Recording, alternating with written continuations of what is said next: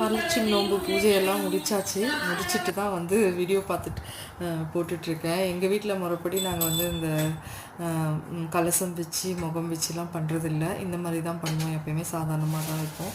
புடவை வச்சு பழம் வச்சு ஸ்வீட்ஸு எல்லாமே செஞ்சு வச்சு கொழுக்கட்டை, வடை, பாயசம், கேசரி இதெல்லாம் செஞ்சு வச்சு கயிறு நம்ம இந்த கயிறு வந்து கட்டிப்போம் அன்றைக்கி.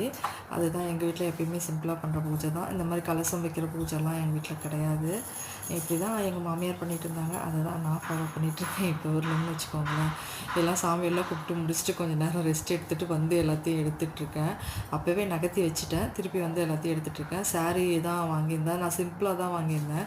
இந்த சாரீ பார்த்திங்கன்னா எனக்கு வந்து கொஞ்சம் இப்போ இந்த மாதிரி கம்ஃபர்டபுளாக இருக்குது இது கட்டினா.